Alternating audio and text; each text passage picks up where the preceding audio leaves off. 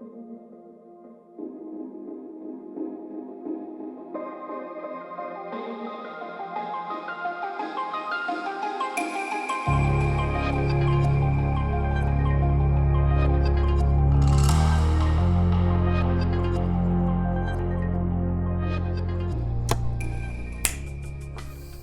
is what I sound like on the Blue Snowball USB condenser mic.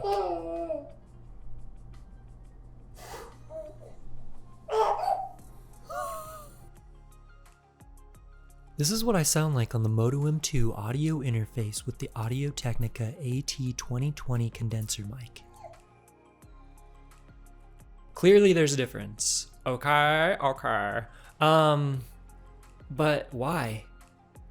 I mean, simply put, it's pretty straightforward. So it was a $50 USB mic.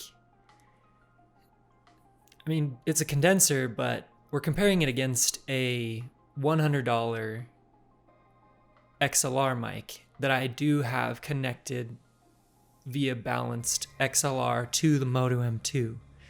Which the Motu M2 is $170. So that's $270 versus $50. There should be a difference or else we're getting ripped off. And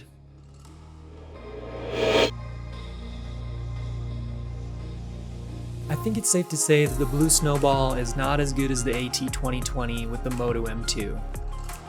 But what about the AT2020 with a different interface, like the Focusrite Scarlett Solo at $110 or the Behringer UM2 at $50? Pretty big price differences, but is there a quality difference? What do you need to spend the extra money? Is it worth it? Let's take a look. I've got samples, recording samples for each of them.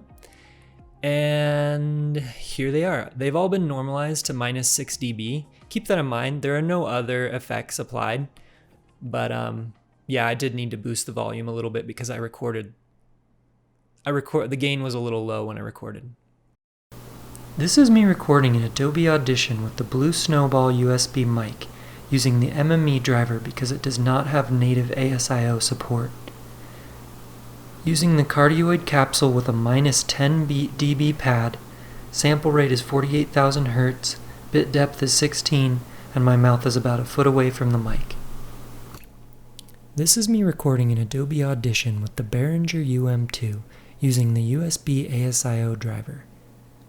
Gain is set to 50%, sample rate to 48,000 Hz, bit depth is 16, and buffer size is 256. My mouth is about a foot away from the mic. This is me recording in Adobe Audition with the Focusrite Scarlett Solo using the USB ASIO driver. Gain is set to 50%, sample rate to 48,000 Hz, bit depth is 24, and buffer size is 16. My mouth is about a foot away from the mic. This is me recording in Adobe Audition with the Motu M2 using the ASIO driver. Gain is set to 50%, sample rate to 48,000 Hz, bit depth is 24, and buffer size is 16. My mouth is about a foot away from the mic. Next we'll do a gain range sample, from the same distance of about a foot. These are not normalized, and just as a heads up, no EQ has been applied to any of the samples in this video. While the Blue Snowball does not have a gain knob, it has something similar in the form of a 3-position switch. This is the first position that activates the cardioid capsule. This is the second position that activates the cardioid capsule with a -10 decibel pad. And this is the third position that activates the Omni capsule.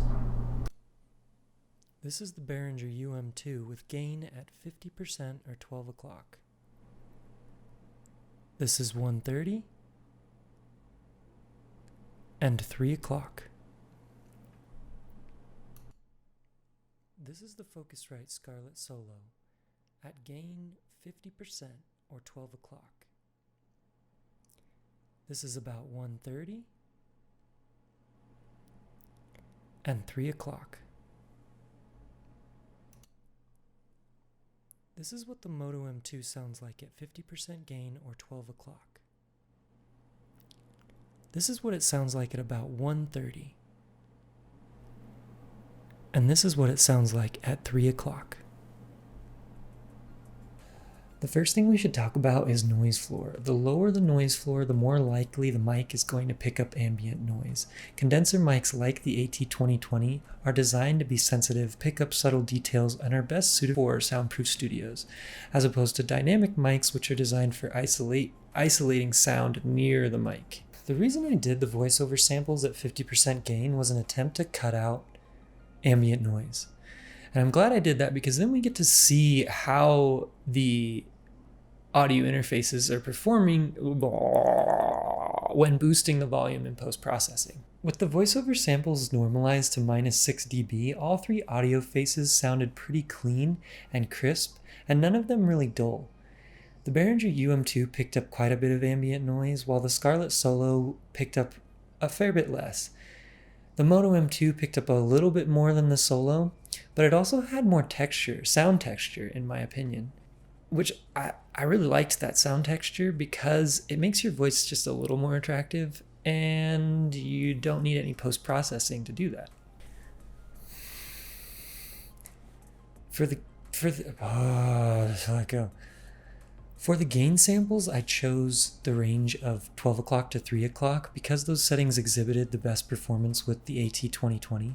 I'm most impressed with the Behringer UM2, especially for its price. My voice was still clean and true.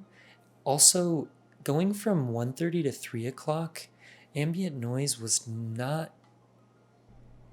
overwhelming. As for the Scarlett Solo, I can't really say the same. The performance was a little bit underwhelming.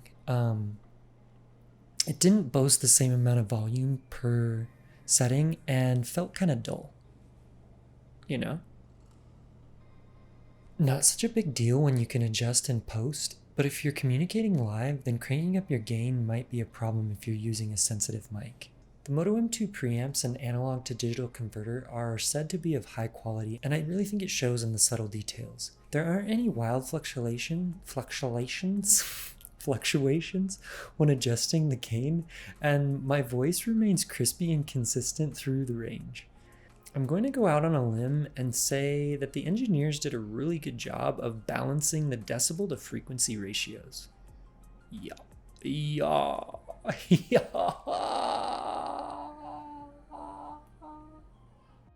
Rather than going through each and every feature of the interfaces, I'm going to point out the ones that I think make the biggest difference and add the greatest value. Behringer UM2, pros.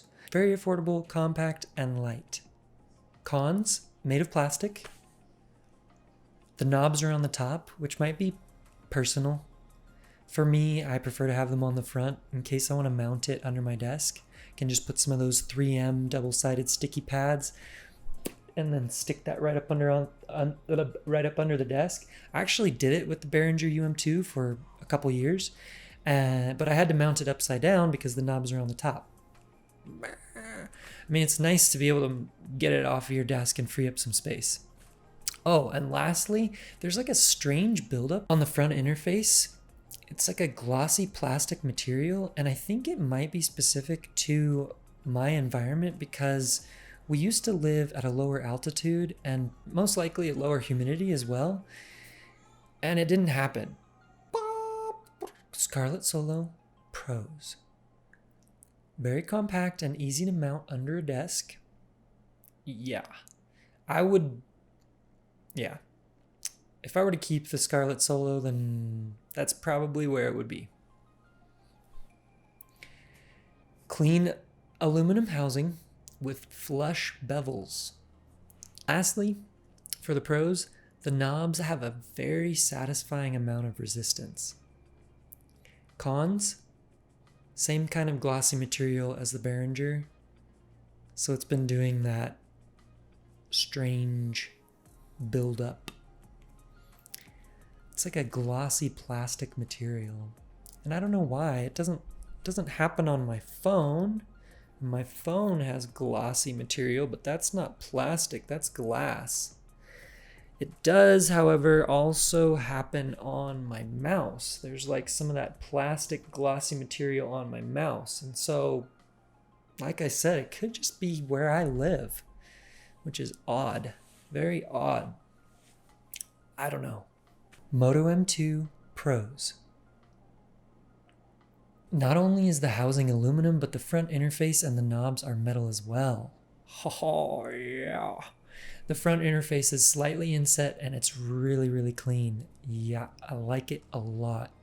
Something about subtle details like that, how it has a little bit of a bevel hanging over.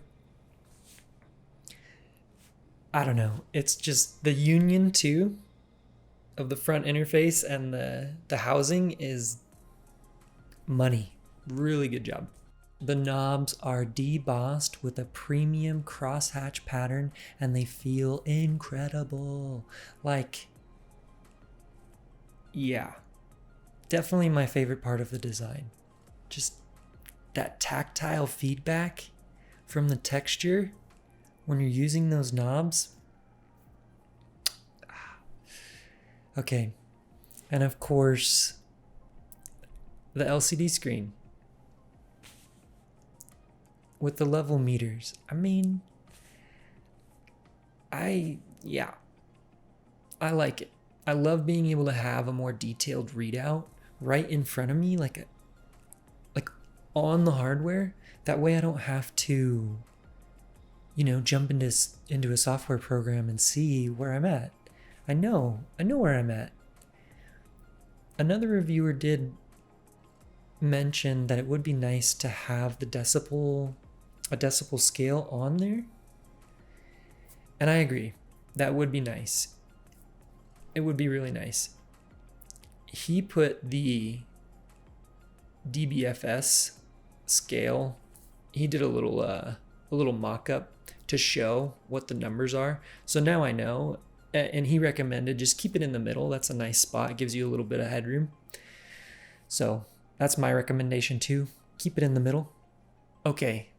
What I love even more than the LCD screen, I mean, I don't know. It's a battle, but I like the power button a lot. It's really nice being able to just turn the thing off when you're not using it.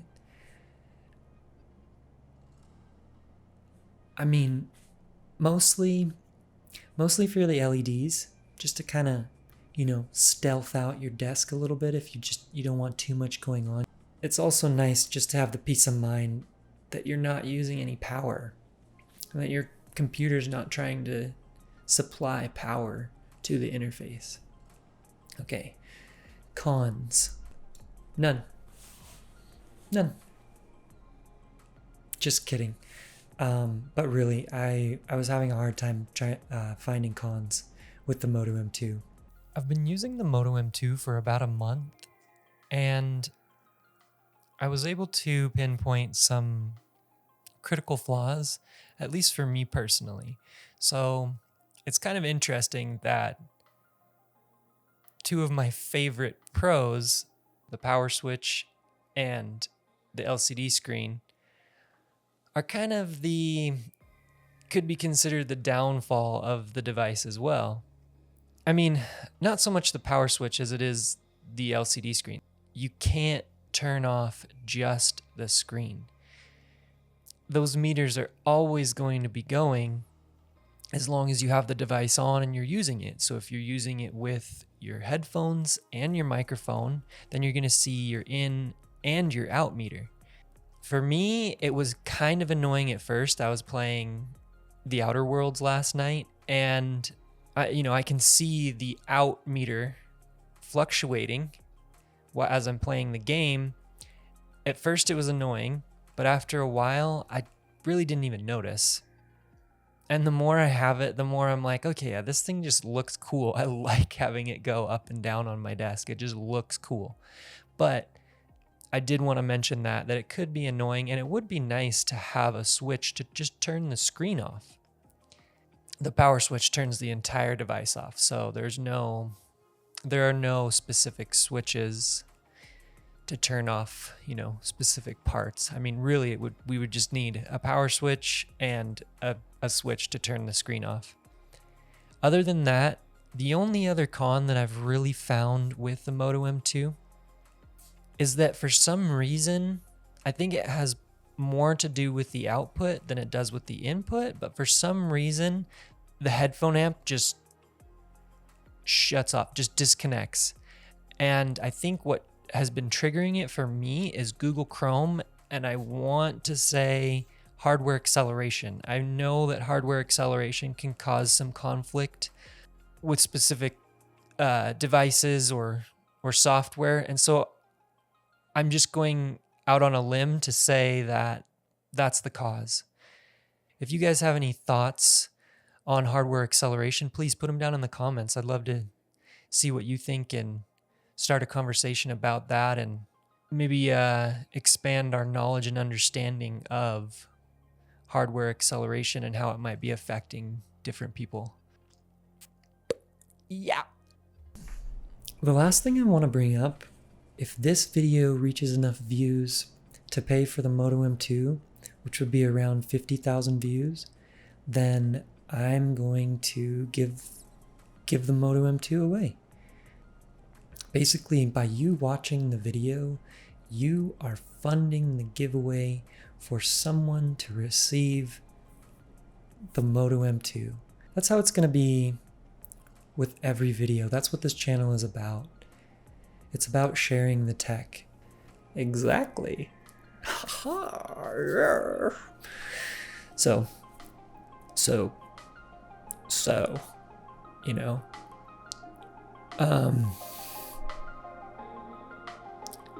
yeah, that's what we're gonna do. That's how we're gonna do it. We're gonna share the tech. We're gonna like, I don't know, let's make this a community. Like, let's make this a place that people can have that opportunity. Like, why not? You know? And but also, like, you're part of it, right? Like, your view matters.